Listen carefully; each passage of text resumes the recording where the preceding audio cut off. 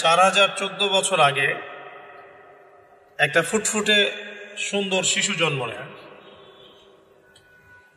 দেখতে খুবই সুন্দর, অমায়িক, দেখলেই মানে মন কেড়ে নেয়ার মতো সুন্দর।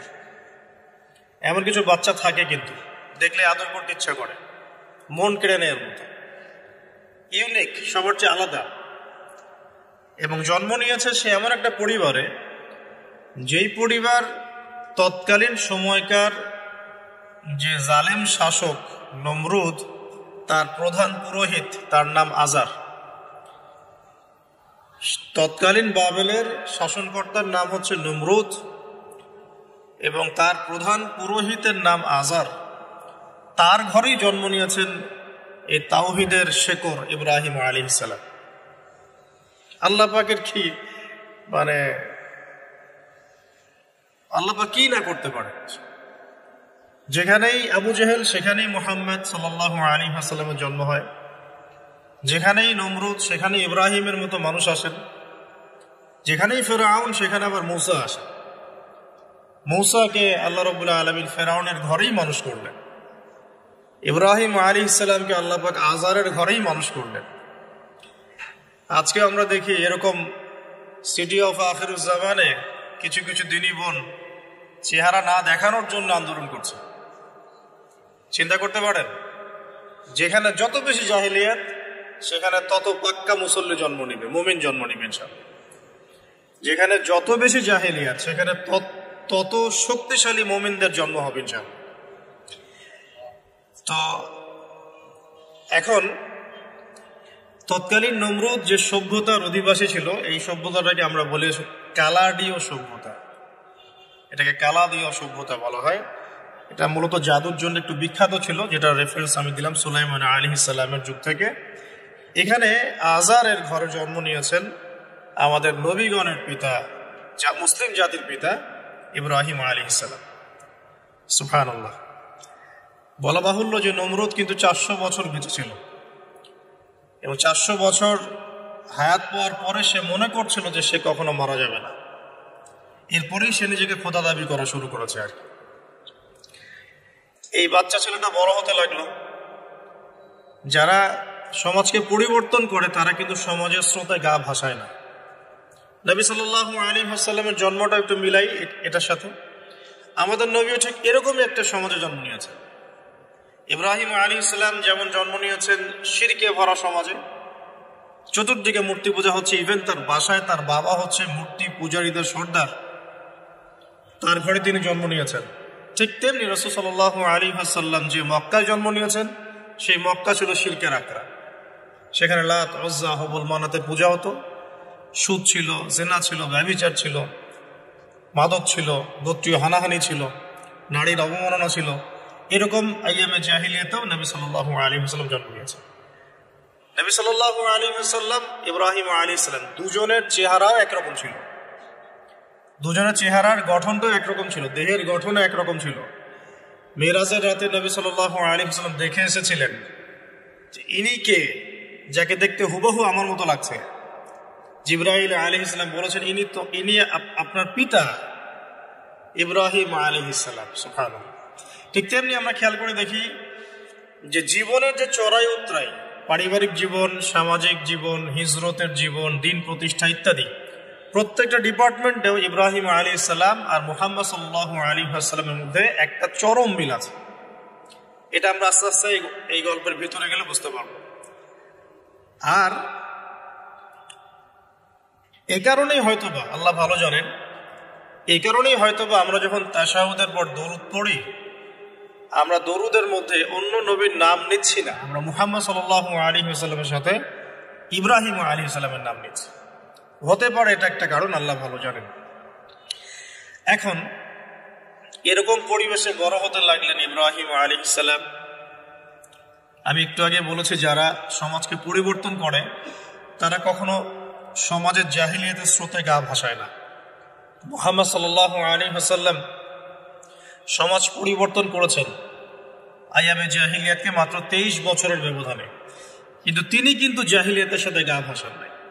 তিনি কখনো সুদ খাননি, তিনি কখনো মূর্তি পূজা করেন নাই, তিনি কখনো কোনো অন্যায় গুনাহ করেন নাই, তিনি কখনো মাদক দ্রব্যের কাছেও যান নাই, কিন্তু সমাজটা ছিল এগুলোতে নিমজ্জিত। ঠিক ইব্রাহিম আলাইহিস সালামের ক্ষেত্রেও সেম, তিনি একজন প্রধান পুরোহিতের ঘরে জন্ম নিয়েও কখনো মূর্তির ধার কাছে যান নাই। বরং একটু যখন বড় হচ্ছেন, একটু বড় বলতে ম্যাচিউরড, আমাদের টিকটক প্রজন্মের মতো না, এরা 20-30 বছর হয়ে গেল ম্যাচিউরড হয় না, বুদ্ধি প্রতিবন্ধী, বিকলাঙ্গ।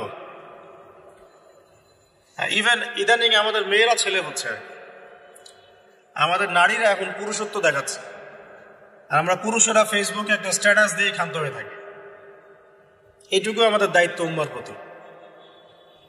আর এখানে আমরা দক্ষতা অর্জন করেছি অনেক, আমরা সবাই কিবোর্ড মুজাহিদ, আমরা এটা মনে করি। এটাই যুদ্ধ, এটাই জিহাদ। আর নারীরা মাঠে যুদ্ধ করছে এখন, সম্ভ্রমের জন্য, অধিকারের জন্য ইত্যাদি। ফ্যামিলিস্ট রেভলিউশনের দিকে তাকালেও তাই দেখা যায়। ছেলেরা এখন বেকার হয়ে যাচ্ছে, কিন্তু মেয়েরা স্বাবলম্বী হচ্ছে। তারা দিনদার নয়, এই মেয়েগুলো দিনদার নয়, কিন্তু জীবনে প্রতিষ্ঠিত হওয়ার জন্য লড়ছে, চ্যালেঞ্জ গ্রহণ করেছে। এটা ছেলেদের উচিত ছিল। তা আজারের ঘরে জন্ম নিয়ে আসে ইব্রাহিম কিন্তু চ্যালেঞ্জ গ্রহণকারী একটা ছেলে। সে এখন তার পিতাকে বলছে, কি বলছেন? আমরা একটু কোরআনের ভাষা শুনি। আল্লাহ রাব্বুল আলামিন বলছেন, সূরা মারিয়ামের মধ্যে এসেছে ঘটনাটা 41 থেকে 45 নম্বর আয়াতের মধ্যে। আল্লাহ পাক বলছেন, ওয়াজকুর ফিল কিতাবি ইব্রাহিম বা'দা আউযু বিল্লাহি মিনাশ শাইতানির রাজীম। হে নবী মুহাম্মদ সাল্লাল্লাহু আলাইহি ওয়াসাল্লাম, আপনি এই কিতাবে ইব্রাহিমের ঘটনা বর্ণনা করুন। ইয ক্বালা লিআবিহি, যখন ইব্রাহিম তার বাবাকে বললেন, তার বাবা মানে আজারকে বললেন, ইয়া আবাতি, হে আমার বাবা, লিমা তা'বুদু, তুমি কেন ইবাদত করো এমন সত্তার, মা লা ইয়াসমাউ, যে শুনতে পারে না, ওয়ালা ইউবসিরু, দেখতেও পারে না, ওয়ালা ইউগনি আনকা শাইআ, তোমার কোনো উপকার করতে পারে না। একটা ছেলে যার বয়স হবে 15 থেকে 20, হয়তো বা হাইয়েস্ট, তার কাছে কি এমন জ্ঞান আসলো যে সে তার বাবাকে এখন চ্যালেঞ্জ করছে? তার জ্ঞানতাত্ত্বিক যুদ্ধ শুরু হলো, আদর্শিক যুদ্ধ শুরু হলো বাবার সাথে। হে আমার বাবা, আপনি কেন এমন সত্তার ইবাদত করছেন যে শুনতেও পারে না? অসারতা দেখিয়ে দেওয়া হচ্ছে চোখে আঙ্গুল দিয়ে, দেখতেও পারে না, আপনার তো কোনো উপকারও করতে পারে না, কোনো ক্ষতিও করতে পারে না। ওয়ালাম ইউগনি আনকা শাইআ, ইয়া আবাতি, হে আমার বাবা, ইয়া আবাতি ইন্নী আখাফু আন ইয়ামাসসাকা আযাবুম মিনার রাহমানি ফাতাকুনা লিশ-শাইতানি ওয়ালিয়া, হে আমার বাবা, আমি ভয় পাচ্ছি যে আপনার উপরে না আবার আল্লাহ পাকের গজব নেমে আসে এবং আপনি শয়তানের ওলি না হয়ে যান। ওলি মানে কি? বন্ধু, বন্ধু, শয়তানের বন্ধু না হয়ে যান। ইয়া আবাতি ইন্নী ক্বাদ জাআনি মিনাল ইলম মা লাম ইয়াতিকা ফাত্তাবি'নি আহদিকা সিরাতান সাওয়িয়া। কি চমৎকার কথা! ছোট্ট ছেলেটা বলছে, হে আমার বাবা, আমার কাছে একটা জ্ঞান আসছে, জ্ঞান, আমার কাছে একটা জ্ঞান এসেছে যেটা তোমার কাছে আসে নাই। ফাত্তাবি'নি, তুমি আমার অনুসরণ করো। আহদিকা, আমি তোমাকে পথ দেখাবো। সিরাতান সাওয়িয়া, সহজ সরল পথ দেখাবো তোমাকে। সন্তান বাবাকে নসিহত করছে। দেখো, সন্তান বলছে, আমার কাছে এমন জ্ঞান এসেছে বাবা যেটা তোমার কাছে আসে নাই, তুমি আমাকে ফলো করো, আমার অনুসরণ করো, আমি তোমাকে পথ দেখাবো।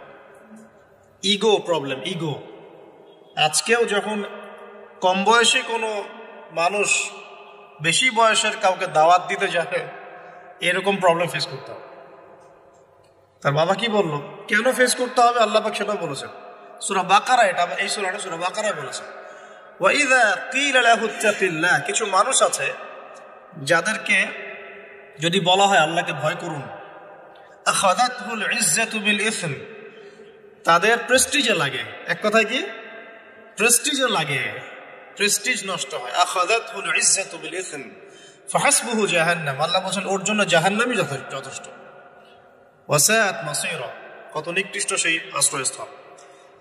তো এখনকার সমাজে এই প্রবলেমটা আপনারা ফেস করবেন।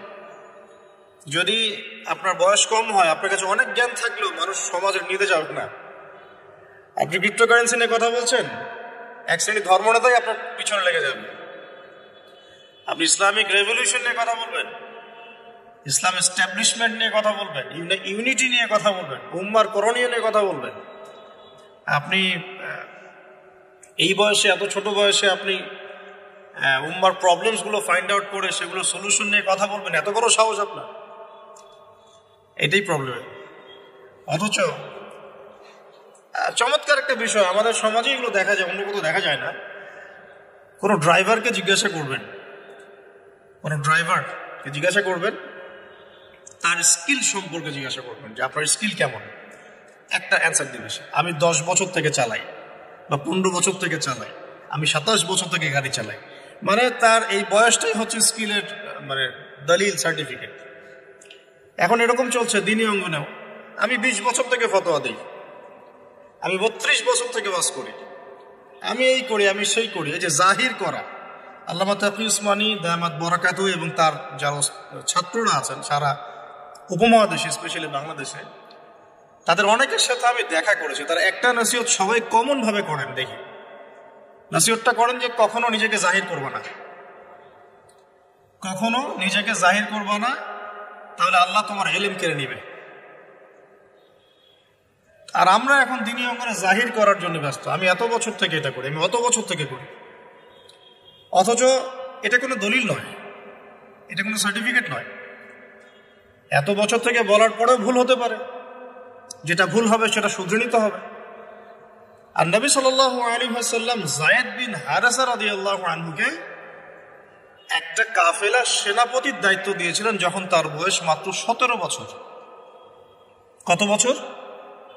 17 বছর বয়সী একজন তরুণ সাহাবী যায়েদ ইবনে হারেসা রাদিয়াল্লাহু আনহু, তিনি নেতৃত্ব দিচ্ছেন এমন সাহাবীদের যে সাহাবীরা তার চেয়ে বয়সে অনেক বড়। এমনকি এই অভিযান শেষ হওয়ার আগেই নবী সাল্লাল্লাহু আলাইহি ওয়াসাল্লাম ইন্তেকাল হয়। তার পরবর্তীতে আবু বকর সিদ্দিক রাদিয়াল্লাহু আনহু সেই অভিযান আবার চালানোর চেষ্টা করেন, আবার চালানোর জন্য মনস্থ করেন। তিনি আবার যায়েদ বিন হারেসা রাদিয়াল্লাহু আনহুকে নেতৃত্ব দেন। এটা নিয়ে ওমর রাদিয়াল্লাহু আনহু তাকে কিছু কথা বলেন যে আপনি যায়েদ বিন হারেসাকে নেতৃত্ব দিচ্ছেন, বয়সে ছোট সাহাবী, তার পিছনে অনেক বড় বড় সাহাবী থাকবে, তারা তো তাকে নাও মানতে পারে, এটা কেমন হয়? বারবার তাকে ভেটো দিচ্ছেন। শেষমেশ আবু বকর সিদ্দিক রাদিয়াল্লাহু আনহু একটু রেগেই বললেন যে ইস্তা'মালাহু রাসূলুল্লাহ ওয়া আনতা তা'মুরুনি আন আনজি'হু, তাকে স্থলাভিষিক্ত করেছে স্বয়ং আল্লাহর রাসূল, আর তুমি এসে আমাকে বলছো আমি তাকে অপসারণ করব। সুবহানাল্লাহ। নবী সাল্লাল্লাহু আলাইহি ওয়াসাল্লাম যোগ্যতা দেখতেন মানুষের, তার যোগ্যতা কতটুকু আছে। তো ওইদিকে আমি ভিতরে ঢুকছি না। আমরা এখন সোশ্যাল অ্যাফেয়ার্সে যা দেখি যে আমরা যোগ্যতার চাইতে অন্যান্য বিষয়গুলোকে বেশি মূল্যায়ন করা শুরু করি। এতে করে তরুণরা উঠে আসতে পারে না, তরুণদের জার্নি অনেক টাফ হয়। এবং যারা স্পেশালি জেনারেল ব্যাকগ্রাউন্ড থেকে দিনের দিকে আসার চেষ্টা করেন, তারা পদে পদে হতাশ হয়। তাদেরকে বুকে নেওয়ার মানুষ খুব কম থাকে। কেন জানি তাকে মানুষ কাউন্টার মনে করে, এনিমি মনে করে, অন্তর্দাহ সৃষ্টি হয়, জ্বালান হয়। হঠাৎ করে উড়ে এসে জুড়ে বসলো, উম্মার দায়িত্ব নিয়ে নিচ্ছে, কোত্থেকে আসলো এটা? এরকম একটা দৃষ্টিভঙ্গি আমরা দেখতে পারি আর কি। এটা কাম্য ছিল না এটা। বরং তরবারি যত আপনি শান দিবেন তত ধারালো হবে। তো শান দিবে কারা? যারা তরবাল চালাতে পারে তারাই। যারা চালাতে পারে তারা যদি তরবালকে ভোতা করে দেয় তাহলে তো এটা দিয়ে আপনি জালেমের গর্দান কাটতে পারবেন না। তো যাই হোক, আমরা বেশি হাইথটের কথায় না যাই। আজার এখানে ছিলাম, দেখেন বাবাকে সন্তান উপদেশ দিচ্ছে। এবার বাবার উত্তরটা শোন। বাবা কেন গ্রহণ করলো না? বললাম প্রেস্টিজ ইস্যু। তুমি ছোট মানুষ হয়ে আমাকে এত বড় কথা বলো?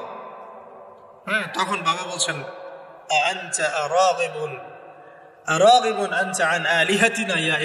হে ইব্রাহিম, তুমি কি আমাদের ইলাহগুলো, উপাস্যগুলো থেকে মুখ ফিরাচ্ছ?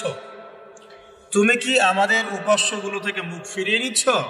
আরাগিবুন আনতা আন আলিহাতিনা ইয়া ইব্রাহিম লাইন লাম তানতাহি, যদি বিরত না হও, ঠিক যেমন সেটা আমাদেরকে করা হয়, যদি বিরত না হও, লাইন লাম তানতাহি লাআরজুমান্নাকা লাইন লাম তানতাহি লাআরজুমান্নাকা রহজান মালিয়া। তিনি বলছেন যদি বিরত না হও তাহলে তোমার মাথাটা পাথর দিয়ে মেরে ফাটিয়ে ফেলবে। আরজুমান্নাকা মানে রজম করব। রজম মানে কি? যে কোমর পর্যন্ত গেথে পাথর মারা, বিবাহিত পুরুষ জেনা করলে যেটা শাস্তি হয়।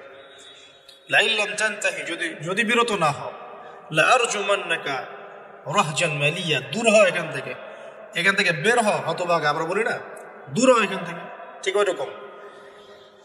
যদি ফিরে আসো ভালো কথা, না ফিরে আসলে রজম করে দিব, মাথা ফাটিয়ে ফেলবো পাথর দিয়ে, এখান থেকে দূর হও হতভাগা। কাকে বলছে এটা? ইব্রাহিম আলাইহিস সালাম। এবার তিনি খুব নরম সরম মানুষ, শান্তিকামী মানুষ, তিনি বলছেন ক্বালা সালামুন আলাইক। এই সালামুন আলাইক কথাটা শিখে নিবে, জীবনে অনেক ক্ষেত্রে কাজে লাগবে। সালামুন আলাইক মানে আপনার উপর শান্তি বর্ষিত হবে। যখনই আপনি কলিউশন অ্যাভয়েড করতে চাবেন, সালাম দিয়ে চলে আসতে হবে। সেটা পরিবারেও, সমাজেও, দিন প্রতিষ্ঠার ক্ষেত্রে।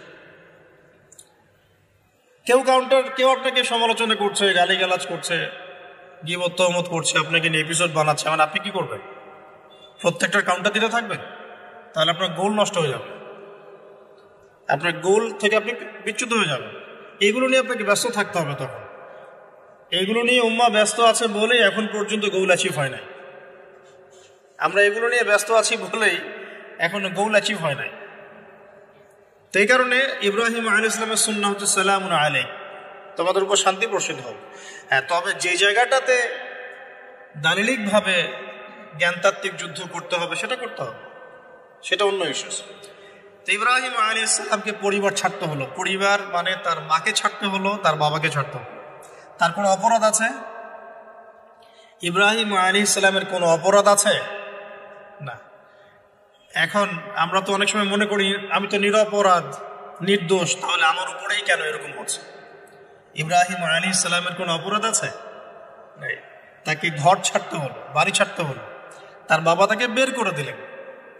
এখান থেকে লেসন নিয়ে নেন, আজকের প্রথম লেসন, যে আপনি আমি যদি হকের উপর থাকি, সর্বপ্রথম বাধাটা পরিবার থেকে আসতে পারে। আর সবার পরিবার একরকম না। এখনকার মেজরিটি সংখ্যক পরিবারগুলোই জাহেল, একদম জাহেল, বস্তুবাদী, জানোয়ারের মতো। মানে খাও দাও, সেক্সুয়াল সম্পর্ক, বিয়ে শাদী, সন্তানের বাইরে কিচ্ছু চিন্তা করতে পারে না। দুনিয়া আর দুনিয়া, এর বাইরে কিচ্ছু চিন্তা করতে পারে না।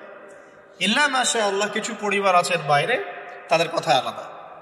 সবাই তো আর ছোটবেলা থেকে আধ্যাত্মিক পরিবার পায় নাই, দিনই পরিবার পান নাই।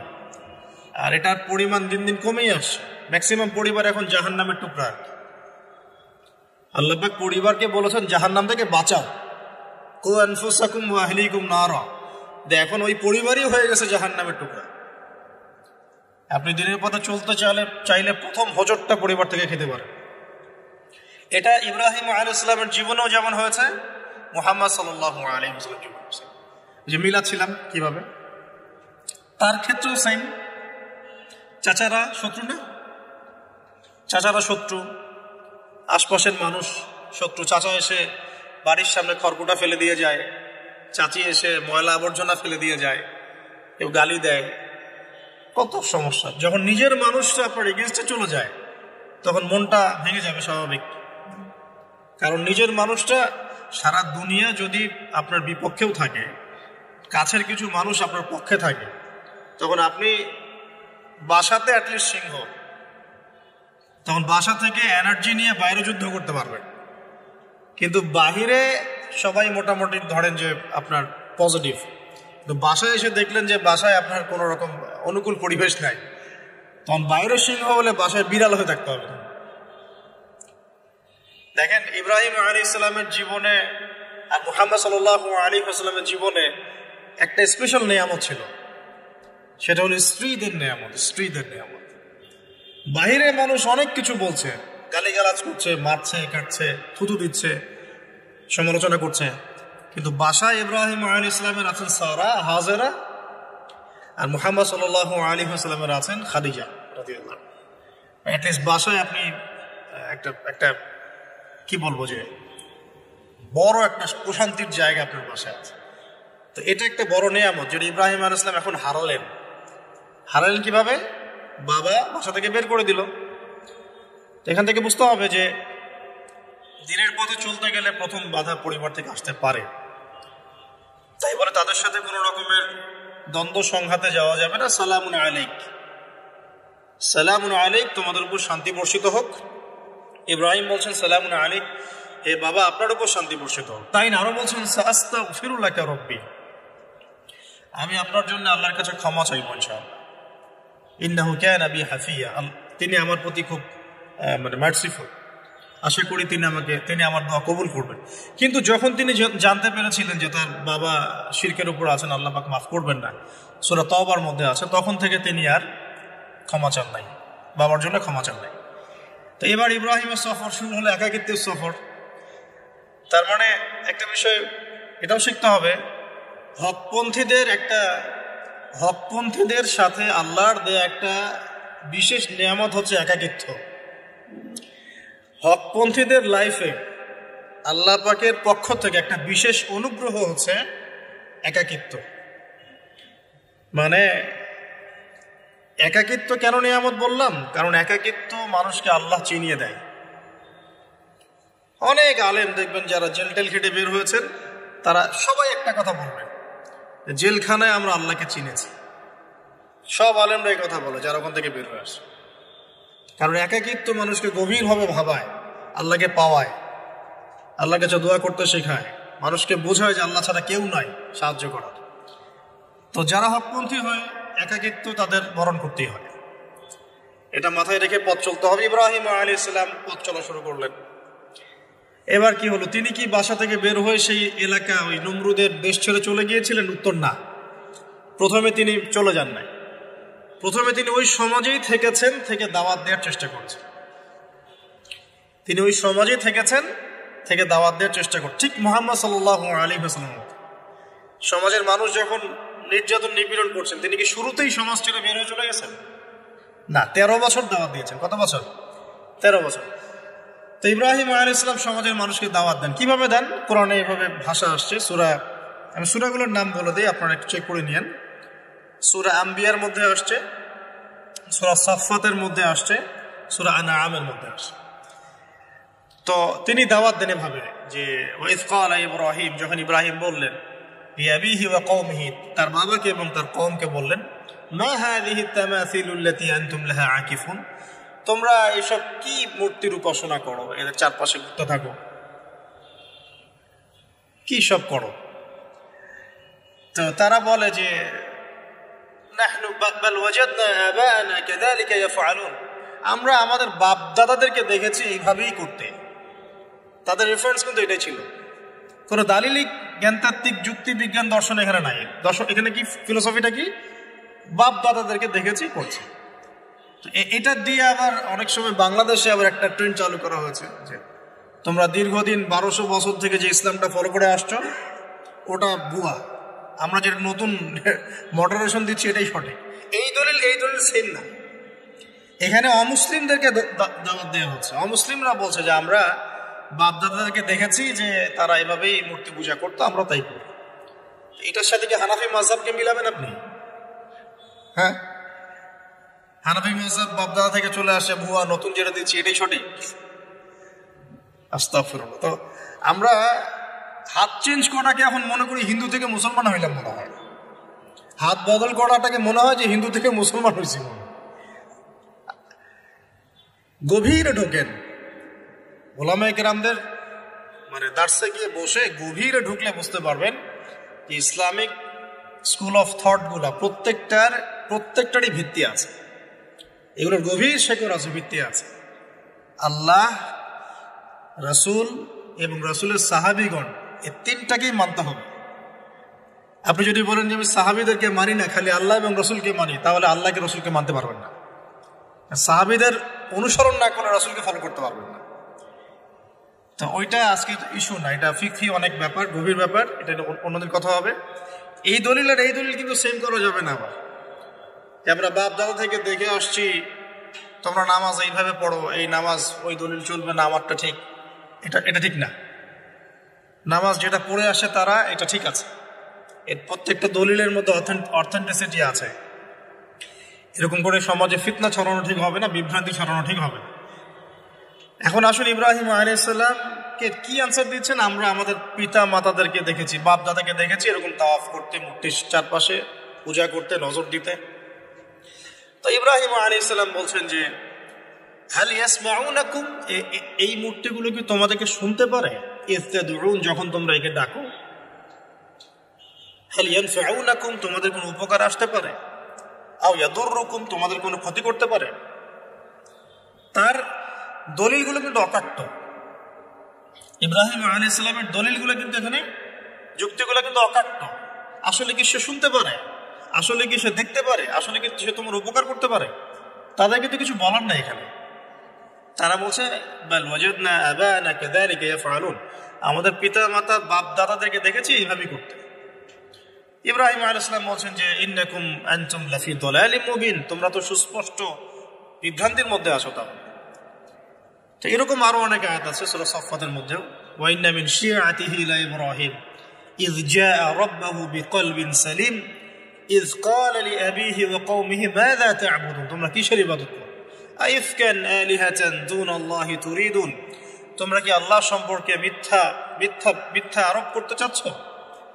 ফামা যান্নুকুম বিরাব্বিল আলামিন, আল্লাহ রাব্বুল আলামিন সম্পর্কে তোমাদের কি ধারণা? এভাবে তিনি তার কওমকে দাওয়াত দিতে লাগলেন। তাদের কওমের দলিল একটাই ছিল, বাপ দাদাদেরকে দেখেছি এভাবে মূর্তি পূজা করতে, তাই করি। সনাতন, এটা ছিল কি সনাতন থটস। অথচ সর্বপ্রথম এটা শুরু হয় কোন নবীর আমল থেকে? নূহ আলাইহিস সালাম। নূহ আলাইহিস সালামের যুগের মানুষ সর্বপ্রথম এই মূর্তি পূজা শিরক করেছে। এর আগে মূর্তি পূজা ওয়ার্ল্ডে ছিল না, নূহ আলাইহিস সালামের যুগ থেকে শুরু হয়েছে। তাহলে এটাকে আমরা সর্বোচ্চ পর্যায়ে সনাতন বলতে পারি না। তারও আগে যে সময় চলে গেছে, ওই সময় মানুষ তাওহীদপন্থী ছিল। আদম আলাইহিস সালামের যুগে তখন মানুষ এই কাজ করতো না। শুরুটা কেমন করে হলো? ভালো উদ্দেশ্যেই শুরু হয়েছিল, ভালো মনে করে। কেমন? যে মানুষ এরকম চিন্তা করে নিয়েছিল যে এই মানুষগুলো লাত, উজ্জা, হুবল, ইয়াগুস, ইয়াউক, নাসর, ইয়াগুস, ইয়াউক, নাসর, এই ভালো মানুষগুলো আল্লাহর খুব নেককার বান্দা ছিলেন। তাদের স্ট্যাচু তৈরি করা যায়, তৈরি করলে কি হবে? এগুলোকে দেখলে আমাদের আগ্রহ জন্মাবে ইবাদত করার ব্যাপারে। এটা ছিল ওদের থটস। শয়তান এভাবেই তাদেরকে ইনফ্লুয়েন্স করেছিল আর কি। তারা তাই করলো। এই জেনারেশনটা যখন মারা গেল, পরের জেনারেশন যখন আসলো, তখন শয়তান ওদেরকে বোঝালো, ধরেন 100-200 বছর পরে বোঝালো যে ওরা খুব ভালো মানুষ ছিল, ওদের মূর্তিকে মসজিদের বাইরে না রেখে ভিতরে ঢুকিয়ে ফেলো, তাদেরকে সেজদা করতে হবে না, ভিতরে ঢুকিয়ে ফেলো, ইবাদতে মনোযোগ আসবে। পরের জেনারেশন এই কাজটাই করলো। থার্ড জেনারেশনকে শয়তান বোঝালো যে সরাসরি ওদের কাছে চাইলেই হবে, তারা আল্লাহ পাকের অনেক আনুগত্য প্রাপ্ত, নৈকট্য প্রাপ্ত বান্দা, সরাসরি তাদের কাছে চাইলেই হবে। আল্লাহর কাছে চাওয়া, এখানে চাওয়া একই কথা, ওখানে সেজদা করা, এখানে সেজদা করা একই কথা। এখান থেকে শুরু হলো সরাসরি স্ট্যাচু ওয়ার্শিপ। সরাসরি স্ট্যাচু ওয়ার্শিপিং এখান থেকে শুরু হয়েছে। তা আমরা আমাদের হিন্দু ভাই বোন যারা আছেন, আমাদের আশপাশে অমুসলিম ভাই বোন, তাদের প্রতি সম্মান রেখেই এই হিস্ট্রিগুলো পড়তে বলবো আর কি, এবং যুক্তি দর্শনগুলো খুঁজতে বলবো। আসলে কি তারা শুনতে পায়? আসলে কি সে আমার কোনো উপকার করতে পারে? আসলে কি সে আমার কোনো ক্ষতি করতে পারে? আসলে কি সে সৃষ্টিকর্তার প্রতিমূর্তি হতে পারে কিনা? তো আমরা এটা আহ্বান জানাবো, আমরা কারো ধর্মীয় অনুভূতিতে আঘাত করব না। ইসলাম আমাদেরকে এটা শিখায় না। ইসলাম এটা শিখায় যে মানুষকে হিকমার সাথে, প্রজ্ঞার সাথে দাওয়াত দেয়া, যাতে করে তারা জাহান্নামের রাস্তা থেকে ফিরে আসতে পারে ইনশাআল্লাহ। এখন আসুন, আরো একটা দাওয়াত ইব্রাহিম আলাইহিস সালাম তার কওমকে দিলেন। সেটা কি? এবার এখানে সমাজের মানুষের সাথে ওই সমাজের ধর্ম নেতারাও ছিল। সমাজে কিন্তু কয়েক শ্রেণী মানুষ থাকে, মানে সামাজিক নেতা, ধর্ম নেতা, রাষ্ট্রনেতা। তো রাষ্ট্রনেতা পর্যায়ে এখনো ইব্রাহিম আলাইহিস সালাম যান নাই, এখন সমাজ নেতা আর ধর্ম নেতা চলছে আর কি। এবার ধর্ম নেতা আসলো, এসে ধর্ম নেতারা তাকে বোঝানোর চেষ্টা করলো যে এই আসমানের তারা, চাঁদ, সূর্য, প্রকৃতি, গাছপালা, এগুলো ইলাহ, এগুলোর ইবাদত করা যায়। এই ঘটনা আল্লাহ রাব্বুল আলামিন সূরা আনআমের মধ্যে বলেছে। তো ইব্রাহিম আলাইহিস সালামকে তারা দেখাচ্ছে, এটা আরবীয় একটা কাব্যিক ভাষায় কোরআনে এসেছে, চমৎকার ভাষায়। যে ফালাম্মা জান্না আলাইহিল লাইল, যখন তার উপর রাত আচ্ছাদিত হলো, রাআ কাওকাবা, তখন ইব্রাহিম আলাইহিস সালাম কি দেখলেন? আকাশে তারা দেখলেন। ঠিক আছে, তারা মূর্তি পূজার এখানেই আছে, ধর্মনেতারাও এখানেই আছে। তো তিনি বলছেন হাযা রব্বি, এটা আমার রব। ফালাম্মা ফালা, যখন তারকাগুলো অস্তমিত হলো, ক্বালা লা উহিব্বুল আফিলিন, আমি তো অস্তমিত যাওয়া জিনিসকে পছন্দ করি না। রব তো অস্তমিত যাবে না, এখানেও যুক্তি লাগবে, তো আমার ফিলোসফি লাগবে, আমার এখানে দর্শন লাগবে, এখানে তো আমাকে মানে প্রজ্ঞা দিয়ে বোঝাতে হবে, এটা তো অস্তমিত হয়ে গেল, এটা তো রব হতে পারে না। ফালাম্মা রাআল কামারা বাযিগান, যখন সে চাঁদকে দেখলো জ্বলজ্বল করছে একদম। আর এখনকার চাঁদ দেখা আগের চাঁদ দেখা তো এক না, এখন তো আমরা চাঁদের আলোই খুঁজে পাই না, তখনকার চাঁদ তো অন্যরকম।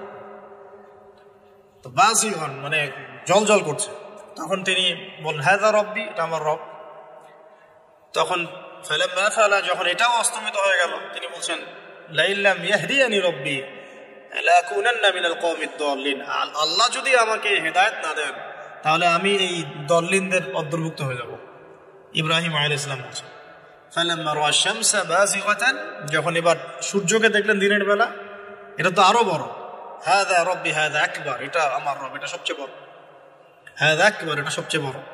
ফালাম্মা আফালাত, এটা যখন অস্তমিত হয়ে গেল, তখন তিনি বলছেন এই কথাটা যে ইয়া কওমি ইন্নী বারিউম মিম্মা তুশরিকুন, হে আমার কওম, তোমরা যেগুলোকে দিয়ে আল্লাহর সাথে শরীক করছো, এখান থেকে আমি আমার চেহারাকে ফিরিয়ে নিলাম। সুবহানাল্লাহ। তখন তিনি এই কথাটা বলেন ইন্নী ওয়াজ্জাহতু ওয়াজহিয়া লিল্লাযী ফাতারাস সামাওয়াতি ওয়াল আরদা হানিফাও ওয়া মা আনা মিনাল মুশরিকিন, আমি আমার চেহারাকে ফিরিয়ে নিচ্ছি এই আসমান সমূহ এবং জমিনের সৃষ্টিকর্তার দিকে, এবং আমি মুশরিকদের অন্তর্ভুক্ত নই। ইন্না সলাতি ওয়া নুসুকি ওয়া মাহইয়ায়া ওয়া মামাতি লিল্লাহি রাব্বিল আলামিন, আমার সালাত, আমার কুরবানি, আমার স্যাক্রিফাইস, আমার জীবন, আমার ফুল লাইফ, আমার মৃত্যু, সবকিছু কার জন্য? জগৎ সমূহের প্রতিপালক আল্লাহর জন্য। লা শারীকা লাহু, তার কোনো শরীক নাই। ওয়া বিযালিকা উমিরতু, এই একনিষ্ঠভাবে তার ইবাদত করার জন্যই আমি আদিষ্ট হয়েছি। ওয়া বিযালিকা উমিরতু ওয়া আনা মিনাল মুসলিমিন, এবং আমি মুসলিমদের অন্তর্ভুক্ত। এই শুরু হলো এবার পুরো স্পষ্টভাবে তাওহীদের ঘোষণা দেয়া। তবে ইব্রাহিম আলাইহিস সালামের এক একটা পদক্ষেপ কি যৌক্তিক না, বৈজ্ঞানিক না, এবং অকাট্য প্রমাণ আছে না, এগুলোকে কিন্তু ভেদ করতে পারছে না তারা। এবার ইব্রাহিম আলাইহিস সালাম চিন্তা করলেন তারা এবার উচিত শিক্ষা দিতে হবে। তবে আগে বলে নেই, এই যে উচিত শিক্ষাটার কথা বলছে, এটা আবার আপনারা খবরদার ভুলেও কোথাও দিতে যায় না, ঠিক আছে? এটা তো সময় আছে। ইব্রাহিম আলাইহিস সালামের সাথে নবী সাল্লাল্লাহু আলাইহি ওয়াসাল্লামের জীবনের মিলের কথা বলছিলাম। নবী সাল্লাল্লাহু আলাইহি ওয়াসাল্লাম মক্কা বিজয়ের আগে কি কখনো মূর্তির গায়ে হাত দিয়েছেন কিনা বলেন? দিয়েছেন? যখন মক্কা বিজয় হয়ে গেছে, পুরো স্টেটই আপনার, অথরিটি আপনার, তখন আপনি আপনার অ্যাকশন নিতেই পড়ে, সেটা আপনার ব্যাপার, তখন আপনি কি করবেন? মুহাম্মদ সাল্লাল্লাহু আলাইহি ওয়াসাল্লাম কাবা ঘরে ঢুকে তখন মূর্তি ভেঙেছেন এবং বলেছেন ওয়াকুল জাআল হক ওয়া যাকাল বাতিল ইন্নাল বাতিলা কানা যাহুকা, তাই না? তো ইব্রাহিম আলাইহিস সালাম এবার শিক্ষা দেওয়ার চিন্তা করছেন। তিনি বলছেন যে যখন এরা মেলাতে যাবে, ওই উৎসবে যাবে, তখন আমি এদেরকে দেখে নিব। এটা কুরআন চমৎকার ভাবে বলেছে। إذ قال لأبيه وقومه ماذا تعبدون إفكا آلهة دون الله تريدون فما ظنكم برب العالمين فراغ إلى آلهتهم فقال ألا تأكلون। ইব্রাহিম আলাইহিস সালাম এবার যখন ওরা মেলায় চলে গেছে, যাওয়ার আগে আবার ইব্রাহিম আলাইহিস সালাম বলছিলেন যে ইন্নী সাকিম, আমি হচ্ছি অসুস্থ। আমি কি অসুস্থ? নাযারা নাযরাতান ফিন নুজুম, ইব্রাহিম আলাইহিস সালাম রাতের বেলা আকাশের দিকে তাকালেন একবার, তাকিয়ে ওদেরকে বললেন যে ইন্নী সাকিম, আমি অসুস্থ। এটা কৌশল, আমি অসুস্থ, এটা কৌশল। এই কৌশল আবার সব জায়গায় ঘাটাতে যায় না। তো এবার যখন তারা চলে গেল, ফারাগা ইলা আলিহাতিহিম ফাকালা আলা তাকুলুন, এবার তিনি ওই মূর্তি গৃহ যেটা ওদের, ওখানে ঢুকে বলছেন যে আলা তাকুলুন, তোমাদের কি হলো, খাচ্ছ না কেন? কাদেরকে বলছে এই কথা? মূর্তি, খাচ্ছ না কেন? আলা তাকুলুন। ফারাগা ইলা আলিহাতিহিম ফাকালা আলা আলা তাকুলুন মা লাকুম লা তানতিকুন, কি হলো কথা বলছো না কেন? মা লাকুম লা তানতিকুন, কি হলো কথা বলছো না কেন? এবার ফারাগ আলাইহিম দরবান বিল ইয়ামিন, এবার ইয়ামিন মানে ডান হাত, ডানাতে যা পেয়েছিলেন আর কি, তা দিয়ে সবগুলোকে ভেঙে চুরমার করে দিয়েছে। ব্যাস, এবার ওরা যখন আসলো এসে বলছে যে আনতা ফাআলতা হাদা বিআলিহাতিনা ইয়া ইব্রাহিম, হে ইব্রাহিম তুমি কি আমাদের উপাস্যদের সাথে এই কাজ করেছো? ইব্রাহিম বলছেন লা, না, বাল লা আসলে কোরআনে নাই, আমি নিজের মতো করে বললাম আরবি বলতে বলতে, বাল ফাআলাহু কাবীরুহুম হাদা, বরং এই বড়টা এই কাজ করছে, এর মধ্যে সবচেয়ে বড় যেটা আছে এই বেটার কাছে, আমি করি নাই, আমি তো করি নাই। তখন ওরা তো এটা তো হতভম্ব হয়ে গেল, যে সে বলছে যে তুমি তো জানো, তুমি তো খুব ভালো করেই জানো যে তারা কথা বলতে পারে না, নড়াচড়া করতে পারে না, কিছুই করতে পারে না। তখন তিনি বললেন তাহলে তোমরা কেন এমন ইলাহের উপাসনা করো যে কথাও বলতে পারে না, শুনতেও পারে না, দেখতেও পারে না, তোমার উপকারও করতে পারে না, ক্ষতিও করতে পারে না। কিন্তু এবারও কিন্তু যুক্তি নাই, কোনো তাদের কাছে কোনো দলিল নাই, কোনো প্রমাণ নাই, কোনো যুক্তি দর্শন কিচ্ছু নাই।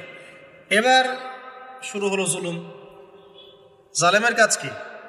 যুক্তি, জ্ঞান, দর্শন, বিজ্ঞান এগুলো দিয়ে যখন পরাস্ত, এগুলো দিয়ে পারছি না, এবার পেশি শক্তি। এবার কি?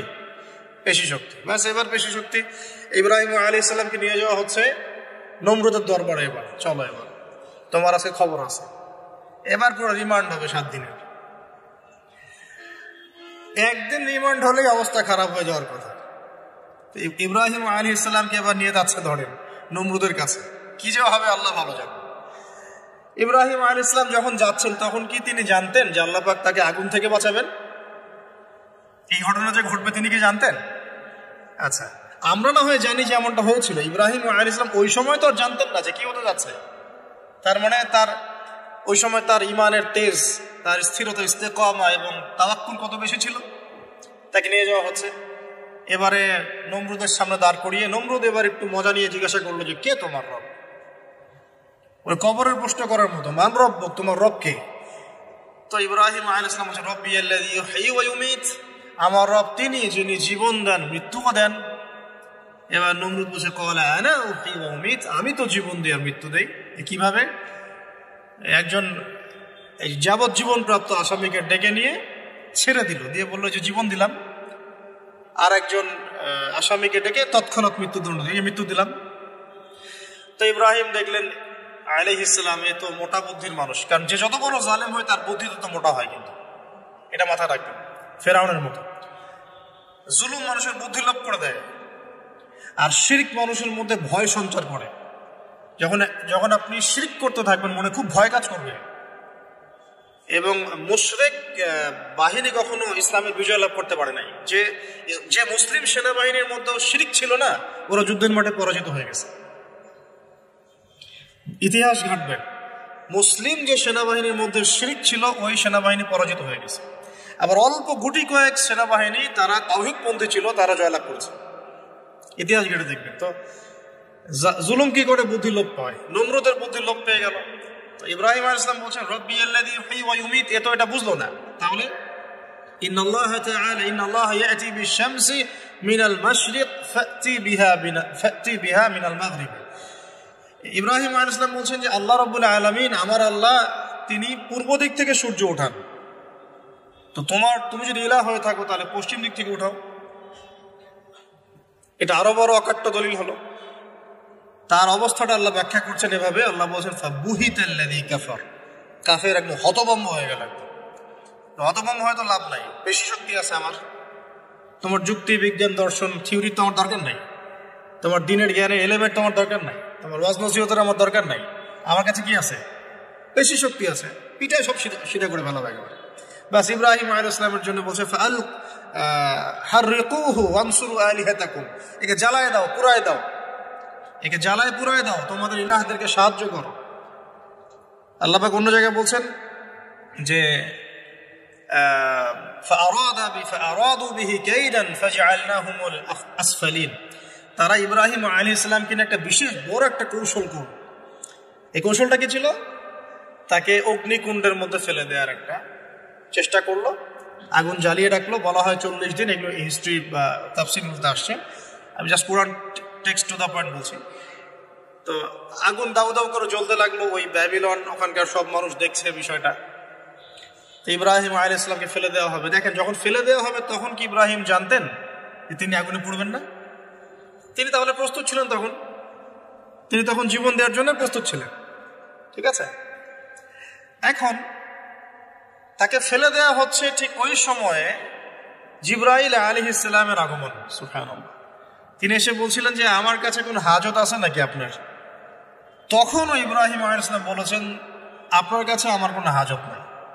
হাসবি আল্লাহ ওয়া নি'মাল ওয়াকিল। এই যে কথাটা আমরা বলি, হাসবুনাল্লাহু ওয়া নি'মাল ওয়াকিল, হাসবি আল্লাহ ওয়া নি'মাল ওয়াকিল। ইব্রাহিম আলাইহিস সালাম বললেন, আল্লাহই আমার জন্য যথেষ্ট এবং তিনিই আমার উত্তম কর্মবিধায়ক।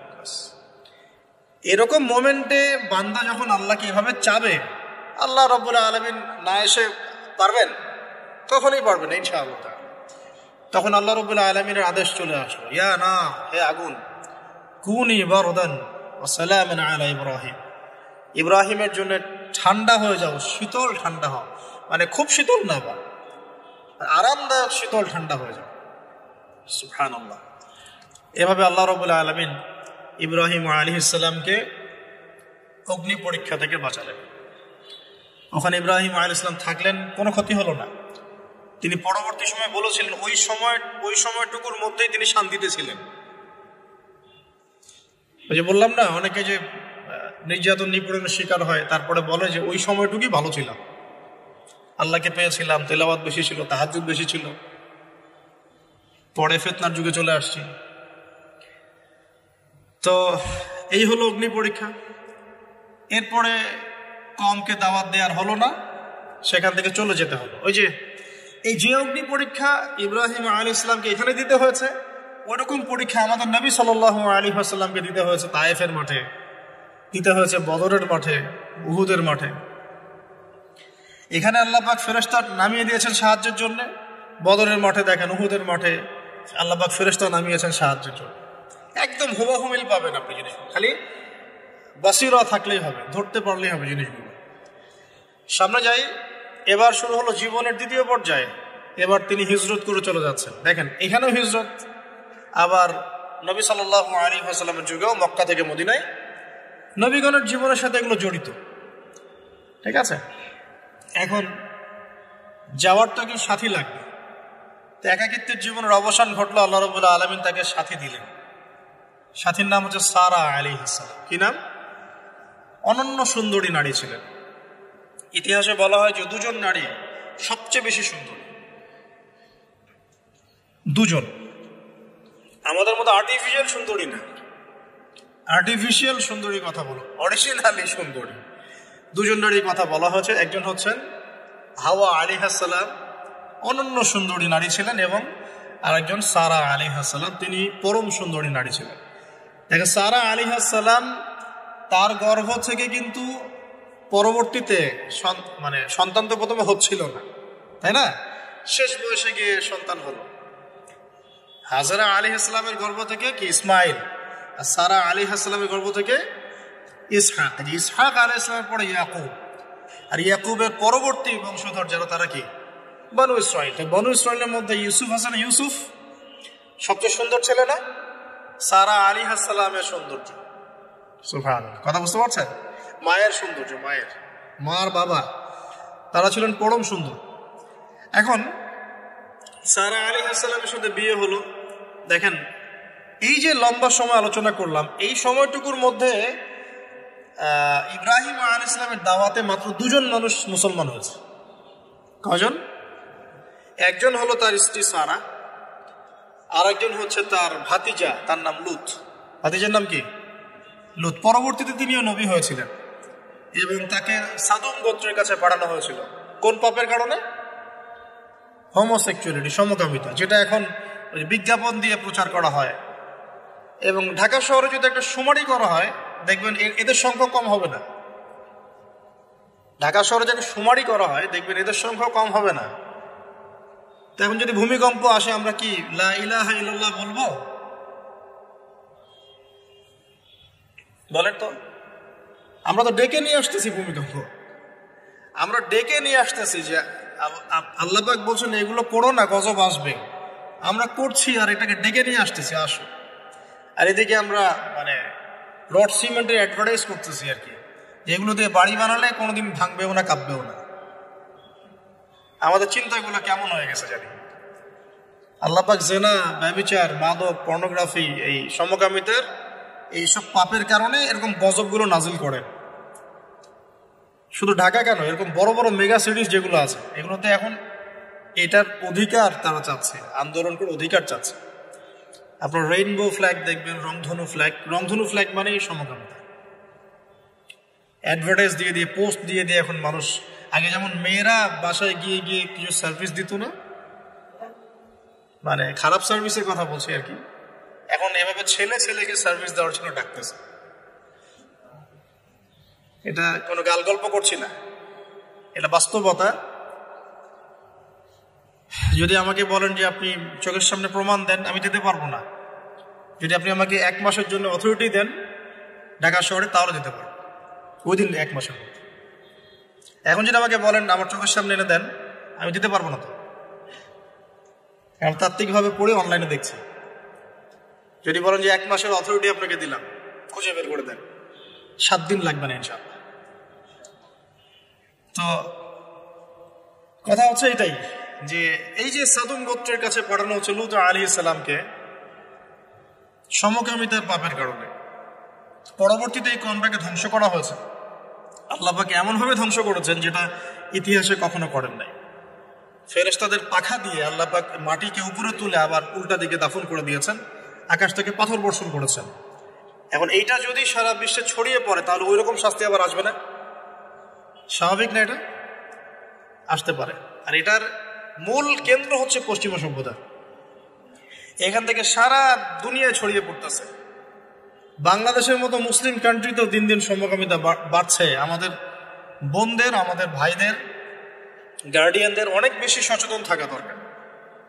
কোনো কোনো ক্ষেত্রে মাদ্রাসার মধ্যেও দেখা গেছে এগুলো, হিপসখানাতেও দেখা গেছে এগুলো।